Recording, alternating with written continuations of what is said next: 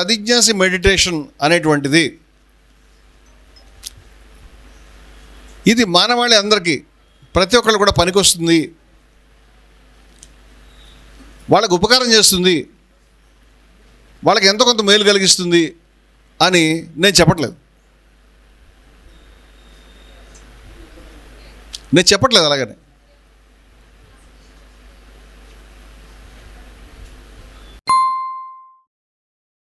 కదిజ్ఞాసి meditation ధ్యానం అనేటువంటిది అందరికీ పనికొస్తుంది అని నేను అనట్లేదు అంటున్నాను. నేను సాధారణంగా ఎవరైనా ఏదైనా ప్రొడక్ట్ని మాట్లాడేటప్పుడు ఇది ప్రతి ఒక్కళ్ళకి పనికొస్తుంది, అందరూ అనుష్ఠించండి, నో, నాకు అవగాహన అయినంతవరకు ఇది అందరూ పనికిరాదు. ఇది నా అవగాహన. ఈ విషయాన్ని నేను కదిజ్ఞాసి పత్రం చిన్న కంపెనీ లాంటి చిన్న పుస్తకం అది, దాంట్లో కూడా ఈ విషయాన్ని స్పష్టం చేశాను. ఎందుకు చెప్తానంటే ఫస్ట్ మీరు ఈ ప్రశ్న వేసుకోవాలి. ఏమిటంటే ఆర్ యూ పర్ఫెక్ట్, మీరు పరిపూర్ణులుగా ఉన్నారా అని. చాలా ముఖ్యమైన ప్రశ్న. మీరు పరిపూర్ణులుగా ఉన్నారా? బయట చాలామంది మిమ్మల్ని మీరు ప్రేమించుకోండి అని చెప్తారు. నేను చాలా కాలం ఈ మాటలు విన్న తర్వాత ఈ మాటలతో ప్రాబ్లం ఉందని ఒపీనియన్కి వచ్చాను. నేను ఇలా అనకూడదు, వీళ్ళు పొరపాటుగా చెప్తున్నారని ఒపీనియన్కి వచ్చాను. ఎవరైనా ఆత్మన్యూనత భావంతో, ఇన్ఫీరియారిటీ కాంప్లెక్స్తో, ఏదైనా మానసికమైన సమస్యతో ఉంటే వాళ్ళ దగ్గరికి పోయి నిన్ను ప్రేమించుకొని చెప్తే ఓకే. కానీ ప్రతి మనిషి వాడు ప్రేమించుకుంటే అసలు ప్రాబ్లం ఏదన్న ఉద్దేశం. దానికి బదులుగా ప్రతి మనిషి తను విమర్శించుకోవాలని, తను ప్రశ్నించుకోవాలని నేను కోరుకుంటున్నాను. ఇది చాలా ముఖ్యమైన విషయం. నిన్ను ప్రేమించుకోదగ్గ క్వాలిటీస్ ఏమైనా ఉంటే ఖచ్చితంగా ప్రేమించుకో, దానికి గొడవ లేదు. ఏది రూల్గా నిన్ను విమర్శించుకోమని నేను అనడం లేదు. కానీ నీ దగ్గర అంత సంతృప్తిగా నా దగ్గర అన్నీ ప్రేమించుకోదగ్గ క్వాలిటీస్ ఉన్నాయి, నేను చాలా గొప్ప సాఫల్యతను అందుకున్నాను, నేను చాలా గొప్ప అచీవ్మెంట్లో ఉన్నాను అని నువ్వు అనుకుంటున్నావా? Are you serious? అలా అనుకున్నప్పుడు దాన్ని ప్రేమించుకో, అభ్యంతరం లేదు. నేను గత 2-3 జనరేషన్స్ నుంచి చూస్తున్న విషయం ఏంటంటే, మా చిన్నప్పుడు, నాకు ఇప్పుడు 60 ఏళ్ళు వచ్చినాయి, 60th ఇయర్ నడుస్తుంది. నా చిన్నప్పుడు ఎవరు విమర్శించేవాళ్ళు, పెద్దవాళ్ళు తిట్టేవాళ్ళు, అది సరిగా అంటే వాళ్ళు తిట్టడము లేకపోతే కొట్టడం అంత కరెక్ట్ కాదని మనం కూడా చెప్తున్నాం. కానీ దానికి అలవాటు పడి ఉండేవాళ్ళం. ఇంట్లో ప్రతి ఇంట్లో 8 మంది 10 మంది పిల్లలు ఉండేవారు, 6, 7, 8 మంది మామూలుగా ఉండేవారు. వాళ్ళ కొంతమంది చనిపోయేవారు, కొంతమంది బతికేవారు. వాళ్ళ పట్ల అంత శ్రద్ధ ఉండేది. ప్రభుత్వ స్కూళ్ళలో చదువుకునేవారు. ఈ ప్రభుత్వ స్కూల్లో వీడు వెళ్ళాడా వచ్చాడా, ఆ పేరెంట్ టీచర్ మీటింగ్ వెళ్ళాడు ఎవడు లేడు తెలియదు అసలు. నెక్స్ట్ జనరేషన్కి 3, 4, ఆ తర్వాత ఇద్దరు ఒకళ్ళు దాకా వచ్చాం. నేను మంచి పరిణామం అనుకుంటున్నాను. వాళ్ళు ఎక్కువ కాలం బతుకుతున్నారు కూడా, మెడికల్ ఫెసిలిటీస్ కొంచెం బెటర్ అయినాయి కాబట్టి. ఇప్పుడు నేను ఈ మాట్లాడే ముందు ఇంకొక విజ్ఞప్తి చేస్తాను. నేను మాట్లాడిన ఏ మాట అయినా మీ అభిప్రాయానికి భిన్నంగా ఉంటే, నేను తప్పుగా మాట్లాడతాను మీరు ఎవరైనా అనుకుంటే, దయవుంచి దాన్ని టాలరేట్ చేయండి, దాన్ని వినండి. ఆ తర్వాత ఇక్కడైనా బయటైనా నాతో మాట్లాడడానికి అవకాశం వస్తే నాకు చెప్పండి, నేను కరెక్ట్ చేసుకుంటాను. నేను వినడానికి సిద్ధంగా ఉన్నాను. మీ అభిప్రాయాలకి, మీ విశ్వాసాలకి, మీరు ఆలోచిస్తున్న దానికి, మీరు అనుష్ఠిస్తున్న దానికి భిన్నంగా నేను మాట్లాడితే, మీకు ఇబ్బంది కలిగిస్తే నన్ను క్షమించండి అని నేను కోరుకుంటున్నాను. నేను చాలా ఖచ్చితంగా నేను ఏమనుకుంటాను అదే మాట్లాడతాను. ఆ అభిప్రాయాలు ఎవరికైనా ఇబ్బంది కలిగిస్తాయేమని కూడా అనుకోను. ఖచ్చితంగా దాన్ని ప్రతిపాదిస్తాను. అలా ప్రతిపాదించే అవకాశం నాకు ఇవ్వండి. ఇది మన కదిజ్ఞాసులు అందరూ నమ్ముతున్న విషయం, మన సమావేశాల్లో మాట్లాడుకుంటున్న విషయం. మనం మాట్లాడేటప్పుడు మైండ్, వర్డ్ అండ్ డీడ్ 3 కలిస్తే, మనో వాక్కాయ కర్మలు కలిస్తే వాటిని త్రికరణ శుద్ధి అంటాం. నువ్వు త్రికరణ శుద్ధిగా ఏదనుకుంటావు దాన్ని మాట్లాడడం కరెక్ట్ అయిన విధానం. మాట్లాడేటప్పుడు వీలైనంత అఫెండ్ చేయకుండా మాట్లాడాలి. అఫెండ్ కాకుండా కూడా ఉండాలి. నేను చెప్పిన దానికి నువ్వు భిన్నంగా చెప్తే నేను అఫెండ్ కాను, అది నీ అభిప్రాయం. నువ్వు అలా శుభ్రంగా చెప్పొచ్చు, నాకు ఏ గొడవ లేదు దాంతో. నేను వినడానికి స్వీకరించడానికి ఏమైనా దొరుకుతాయేమో అని వెయిట్ చేస్తాను. ఇది విధానం. అందువల్ల ఇవాళ ఇప్పటిదాకా ధ్యానం గురించి, ఆధ్యాత్మికత గురించి, జీవితాన్ని గురించి, ప్రపంచాన్ని గురించి మీరు ఏమనుకుంటారో, ఇక్కడ దానికి భిన్నమైన సబ్జెక్ట్ వస్తే దయవుంచి టాలరేట్ చేయండి, వినడానికి ప్రయత్నం చేయండి. మాట్లాడడానికి, ఇచ్చిపుచ్చుకోవడానికి, స్వీకరించడానికి, ఇవ్వడానికి కూడా మీరు ప్రయత్నం చేయండి అని నేను రిక్వెస్ట్ చేస్తున్నాను. మళ్ళీ coming to the subject, are you perfect? ఇది చాలా ముఖ్యమైన ప్రశ్న. మిమ్మల్ని మీరు ప్రేమించుకోవడం అనేటువంటిది మన కొంప ముంచిందని నా ఉద్దేశం. దానివల్ల మనం నేర్చుకోవాల్సింది ఏమి లేదని కూడా మొదలుపెట్టాం. మనం ఉన్న సరుకునే మనం ప్రేమించుకోవడం మొదలుపెట్టాం. ఇప్పుడు ఈ జనరేషన్లో పిల్లల్ని మనం చిన్న విమర్శ చేయలేం. ఇది జనరల్గా ప్రతి వ్యక్తిని అంటలేదు, నేను జనరల్ ట్రెండ్ మాట్లాడుతాను, ఎవరిని వ్యక్తిగతంగా మాట్లాడట్లేదు. ఏమన్నా అభ్యంతరం వ్యక్తం చేస్తే నన్ను తిట్టే ఉంటున్నారు వాళ్ళకి తిట్టడం అంటే తెలియదు వాస్తవంగా. వాళ్ళు తిట్టిన జనరేషన్ చూడలేదు అనుకుంటున్నాను నేను. వాళ్ళ ఇంట్లో ఇద్దరిని ముగ్గురిని నాన్న కన్నా నీ గురించే నేను బతుకుతున్నాను, నా జీవితం అంతా నీ గురించే, ఈ ఆస్తులంతా నీ గురించే, సమస్తం నీ గురించే అని వాళ్ళని ఆ విధంగా మనం చిన్నప్పటి నుంచి చెప్పడం వల్ల, వినటం వల్ల వాళ్ళు పెరిగి వాళ్ళు నిజంగానే యువరాణుల్లాగా యువరాజుల్లో పెరుగుతున్నారు. చలం గారు ఏమని రాశాడంటే పిల్లల్ని యువరాణుల్లో యువరాజుల్లో పెంచాలి. ఆ రోజుల్లో పెంచేవారు కాదు, పాలేరులో పెంచేవారు. నేను చూసి చాలా బాగా రాశాడు అనుకున్నాను. ఇప్పుడు ఏమనుకుంటానంటే కొంప మునిగింది, ఈ యువరాణులతో ప్రాబ్లం వస్తుంది మనకి యువరాజులతో. ఎవరు మాట వినేవాళ్ళు లేరు. వాళ్ళు చాలా అఫెండ్ అవుతారు ఏమైనా మాట్లాడితే, వినరు అసలు ఫస్ట్. తర్వాత వాళ్ళు ఏమైనా తెలుసుకోవడానికి ఏమైనా ఉందని అనుకోవట్లేదు, ఏమైనా నేర్చుకోవాలని అనుకోవట్లేదు. వాళ్ళు యాజ్ ఇట్ ఈస్గా వాళ్ళకి దాన్ని ఏమంటారు డిఫాల్ట్ అంటాం కదా ఇప్పుడు భాషలో, అది ఏదైతే వాళ్ళకి రకరకాలుగా వచ్చిందో ఆ పర్సనాలిటీ పర్ఫెక్ట్ అనుకుంటున్నారు, దాన్ని క్యారీ చేద్దాం అనుకుంటున్నారు. ఇది పరిస్థితి. ఇప్పుడు నేనేమంటున్నానంటే మీ పరిపూర్ణత అనేది ఒకటి ఉన్నది, సాఫల్యత అనేది ఒకటి ఉన్నది జీవితంలో, నేర్చుకోవాల్సిన విషయాలు ఉన్నాయి అనే విషయం మనకు ఎరుకలో ఉన్నదా? అది కనుక ఉంటే మనం దాన్ని నేర్చుకోవడానికి ప్రయత్నం చేస్తాం, మనం పరిపూర్ణులు కావడానికి ప్రయత్నం చేస్తాం, మనం పర్ఫెక్ట్ కావడానికి ప్రయత్నం చేస్తాం, మన లోపాలను పరిహరించడానికి ప్రయత్నం చేస్తాం, మనలో లోపాలు ఉన్నాయని గుర్తిస్తాం.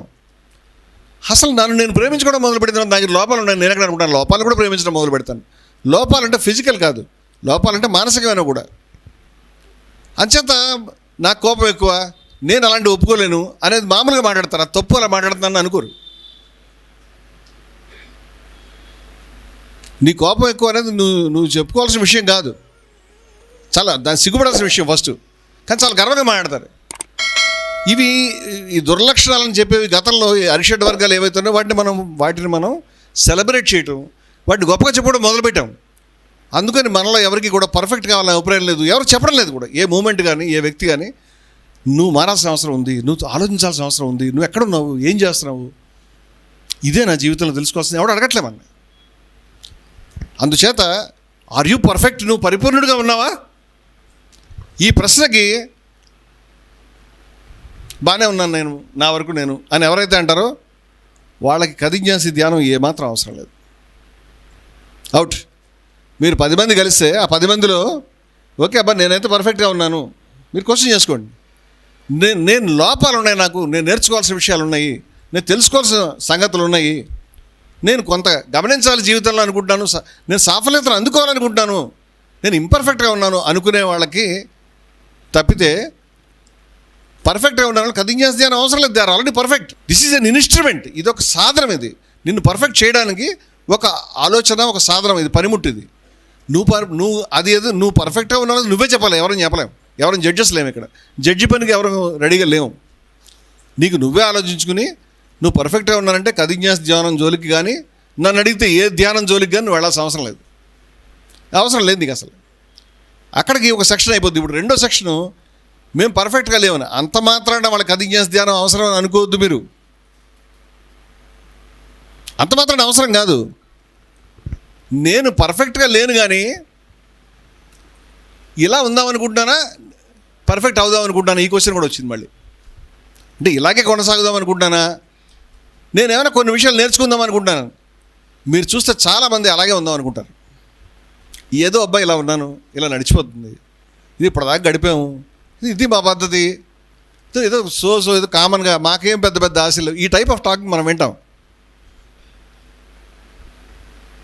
శేషేంద్ర గారు ఒక అద్భుతమైన పోయంలో ఏమని అడుగుతాడంటే, నీకు దాహం వేస్తే సముద్రాన్నే నీ ముందుకు తీసుకొచ్చి ఇస్తాను, కానీ నీకు దాహం లేదే అన్నాడు ఆయన.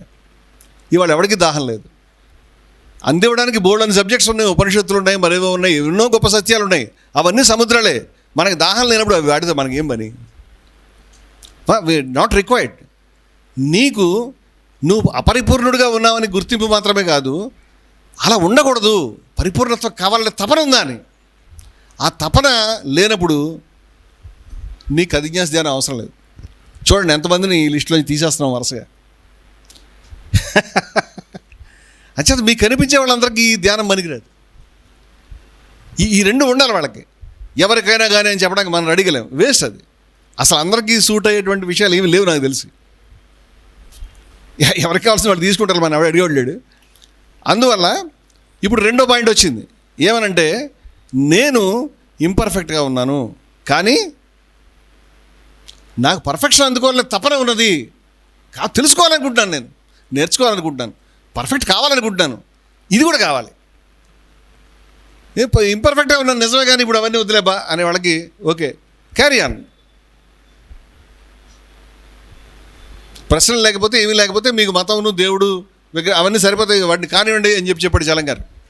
దాన్ని ఎవరో చదువుకుని ఆయనే చెప్పాడుగా విగ్రహాలని దేవుడిని అన్నింటినీ కంటిన్యూ చేయమని. అంటే ఆయన చెప్పింది అది కాదు, నీకు అదే అయితే అదే కానివ్వమని చెప్పాడు.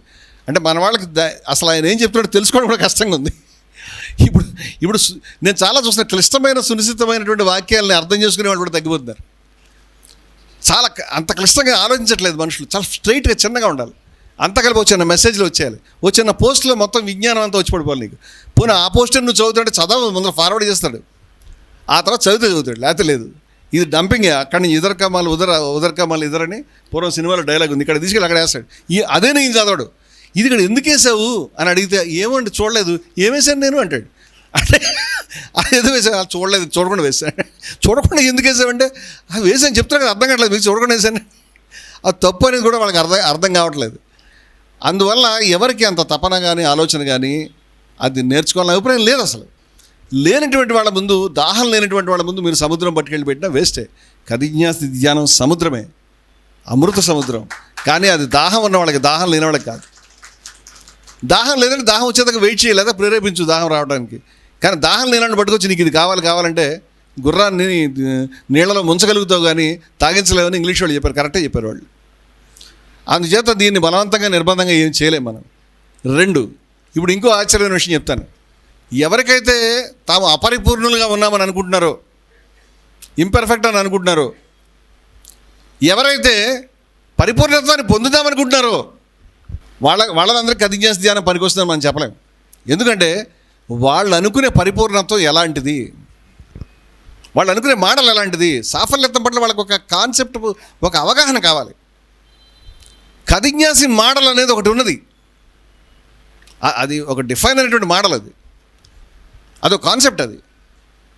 ఇది పర్ఫెక్ట్ మోడలు, ఇది పర్ఫెక్షన్కి నమూనా.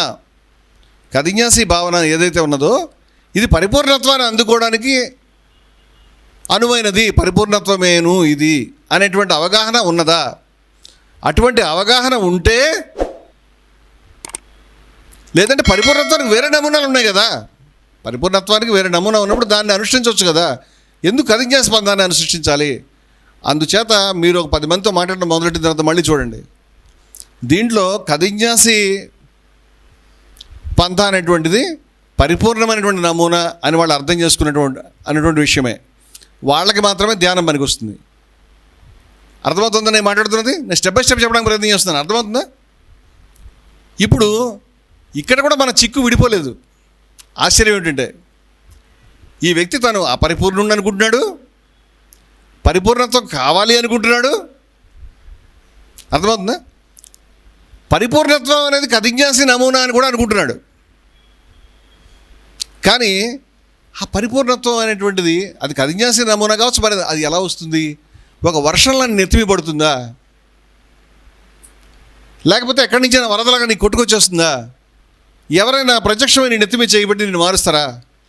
అది ఎలా వస్తుంది అనుకుంటున్నావు నువ్వు? అభ్యాసేన తు కౌంతేయ అని గీతలో చక్కటి మాట వాడారు. అనుష్ఠించడం ద్వారా, ఆ మాటల్ని అనుష్ఠించడం ద్వారా, దాన్ని నీ జీవితంలో దాన్ని ఎక్స్పీరియన్స్ చేయడానికి ప్రయత్నం చేయడం ద్వారా, అటెంప్ట్ ద్వారా, ఎక్సర్సైజ్ ద్వారా, ప్రణాళికాబద్ధంగా దాన్ని చేయడం ద్వారా అది వస్తుంది అని మనం అని అర్థం చేసుకున్నప్పుడే అటువంటి ఇన్స్ట్రుమెంట్ ఏమిటని వెతుకుతాం మనం. ఆ ప్రణాళికాబద్ధంగా కదిజ్ఞాసి భావనని జీవితంలోకి ఇంప్లిమెంటేషన్లో తీసుకురావడానికి ఒక ఇన్స్ట్రుమెంట్గా మనకు ఉందా, అటువంటి ఇన్స్ట్రుమెంటు ఏది అని మనం వెతుకుతాం. అప్పుడు కదిజ్ఞాసి ధ్యానాన్ని మనం ప్రతిపాదించగలుగుతాం వ్యక్తికి. ఉన్నది, నువ్వు కదిజ్ఞాసి పందా కరెక్ట్ అనుకుంటున్నావు కదా, ఈ కదిజ్ఞాసి పందాకి ఇది కరెక్ట్ అయినటువంటి ఇన్స్ట్రుమెంట్ ఉన్నది మన ముందు అని మనం చెప్పగలుగుతాం. ఇప్పుడు ఇంకో విషయం, ఒక ఇన్స్ట్రుమెంట్ ఉండాలని ఆయన అనుకుంటున్నాడా? ఏం అవసరం లేదని అర్థమైంది. అది ఎప్పుడప్పుడు దాన్ని చదువుకుని తెలుసుకుంటాం ఏదో రకంగా. దానికి ఏదైనా ఒక సాధనం కావాలని మనం అనుకుంటున్నామని, సాధనం కావాలని అనుకోవడమే కాకుండా ఆ సాధనము హేతుబద్ధంగా ప్రణాళికాబద్ధంగా ఉండాలని మనం అనుకుంటున్నామా? ప్రణాళికాబద్ధంగా అంటే ప్లాన్డ్ వే అని, హేతుబద్ధంగా అంటే రేషనల్ అని. అంటే ఇప్పుడు ఇంగ్లీష్ కూడా కొంతమందికి బాగా తెలుగులో చెప్పిన దాన్ని అర్థం కావడానికి ఇంగ్లీష్లో చెప్పాలి. గతంలో ఇంగ్లీష్లో చెప్పిన దాన్ని అర్థం కావడానికి తెలుగులో చెప్పాల్సి వచ్చేది. ఇప్పుడు ఈ జనరేషన్ పిల్లలకి నీళ్ళు అంటే వాటర్ అమ్మా అని చెప్తే అర్థమవుతుంది. చంద్రుడు అంటే మూన్ అని కూడా చెప్పాల్సి వస్తుంది. గతంలో మూన్ అంటే చంద్రుడు అని చెప్పాల్సి వచ్చేది. ఇప్పుడు రివర్స్ అయింది. కాబట్టి అందువల్ల ప్రణాళికాబద్ధంగా ఉన్నటువంటి ఒక స్కీమ్ కావాలని మీరు అనుకుంటున్నారా? ఒక ఇన్స్ట్రుమెంట్, ఒక సాధనం కావాలని మీరు అనుకుంటున్నారా? ఇప్పుడు మళ్ళీ ఇంకో ప్రశ్న ఏంటంటే, కదిన్యాసి ధ్యానం అనేది అటువంటి సాధనమేనా? అది మీకు మీరు ఎక్స్పెరిమెంట్ చేసి దాని లోపలికి వచ్చి మీరు ఆలోచించుకుని ఓటేయాలి. ఇప్పటి వరకు ధ్యానాన్ని గురించి మనం చర్చించుకున్న విషయాలు క్లుప్తంగా ఇవి. కదిన్యాసి ధ్యానం అందరికీ కాదు, కొందరికే. ఈ కాన్సెప్ట్ని అర్థం చేసుకోవడానికి 5 ప్రశ్నల్ని వేసుకోవాల్సి ఉంది. మొదటి ప్రశ్న, ఉదాహరణకి ఒక 100 మంది ఉన్నారనుకుందాం. వాళ్ళని మీరు పరిపూర్ణులుగా ఉన్నారా అని ప్రశ్నిస్తే, ఉన్నాం అని కొంతమంది, మాకు తెలియదు అని కొంతమంది, లేవు అని కొంతమంది జవాబు చెప్తారు. ఇందులో ఉన్నాము అని చెప్పిన వాళ్ళకి, తెలియదు అని అన్న వాళ్ళకి కదిన్యాస్ ధ్యానం ఆ మాటకు వస్తే ఏ ధ్యానం అక్కర్లేదు.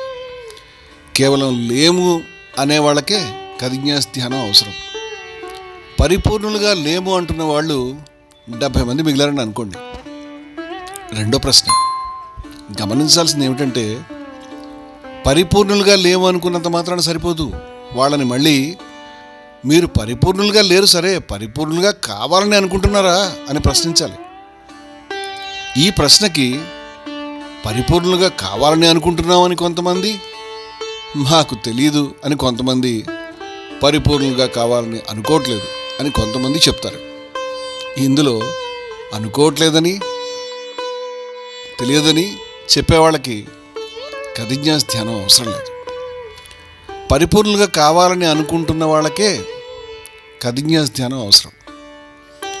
అటువంటి వాళ్ళు 50 మంది మిగిలారని అనుకోండి. మూడో ప్రశ్న, అయితే పరిపూర్ణులుగా కావాలని అనుకుంటున్నంత మాత్రాన సరిపోదు. వాళ్ళని మళ్ళీ మీరు పరిపూర్ణులు కావాలనుకుంటున్నారు సరే, పరిపూర్ణత్వానికి కదిన్యాసి నమూనా అంటే కదిన్యాసి మోడల్ సరిగ్గానే ఉందని అర్థం చేసుకున్నారా అని ప్రశ్నించాలి.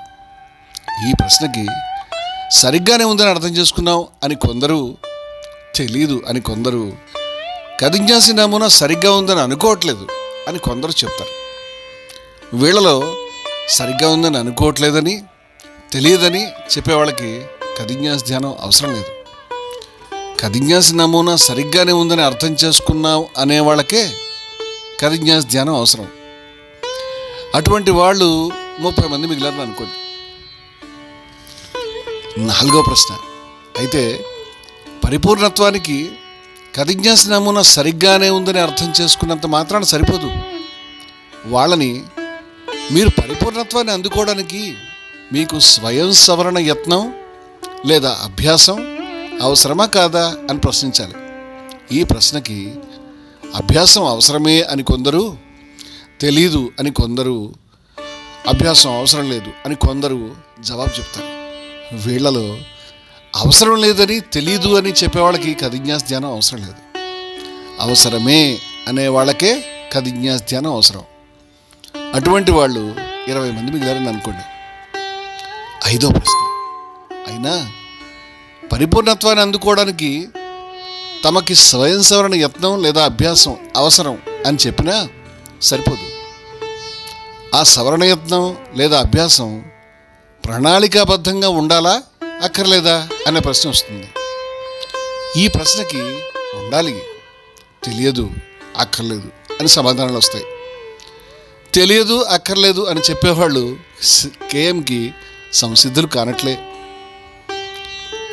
కేవలం ఆ సవరణయత్నం లేదా అభ్యాసం ప్రణాళికాబద్ధంగా ఉండాలని కోరుకునే వాళ్ళకే కథిన్యాస ధ్యానం అవసరం అవుతుంది. అటువంటి వాళ్ళు 10 మంది మిగిలారని అనుకోండి. ఇదంతా కేవలం అంచనాయే కానీ వాస్తవం అని చెప్పే నిర్ధారణ కాదు. మనం 100 మందితో మొదలుపెట్టాం, 10 మంది మిగిలారు. ఈ 10 మంది కూడా కథిన్యాస ధ్యానం కేయం ఉపయోగపడుతుందని ఖాయంగా చెప్పలేం. ఇంకా పరిపూర్ణత్వాన్ని అందుకోవడానికి అవసరమైన ప్రణాళికాబద్ధమైన స్వయం సవరణ యత్నానికి లేదా అభ్యాసానికి శక్తివంతమైన సాధనంగా కేయం ఉపయోగపడుతుందా లేదా అనే చిట్ట ప్రశ్న మిగిలే ఉంది.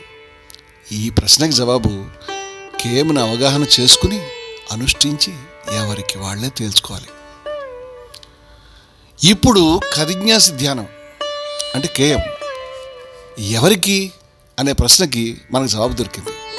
కథిన్యాస ధ్యానం తాను ప్రస్తుతం పరిపూర్ణునిగా లేనని అర్థం చేసుకున్న వ్యక్తికి, అంతేకాదు ఆ పరిపూర్ణత సాధించాలనే అన్వేషణ తపన ఉన్న వ్యక్తికి, ఆ పరిపూర్ణత సాధించేందుకు కథిన్యాస నమూనా స్థూలంగా సరైన దిశలోనే ఉన్నదని అర్థం చేసుకున్న వ్యక్తికి, పరిపూర్ణుడిగా మారడానికి స్వయం సవరణ యత్నం లేదా అభ్యాసం అవసరమని భావిస్తున్న వ్యక్తికి, ఆ స్వయం సవరణ యత్నం లేదా అభ్యాసం ప్రణాళికాబద్ధంగానే ఉండాలి అని ఆమోదించిన వ్యక్తికి, కేయం అటువంటి ప్రణాళికాబద్ధమైన స్వయం సవరణ యత్న పద్ధతిగా ఉన్నదని అర్థం చేసుకున్న వ్యక్తికి, కథిన్యాస ధ్యానాన్ని నిజాయితీగా అనుష్ఠించేందుకు సంసిద్ధుడిగా ఉన్న వ్యక్తికి.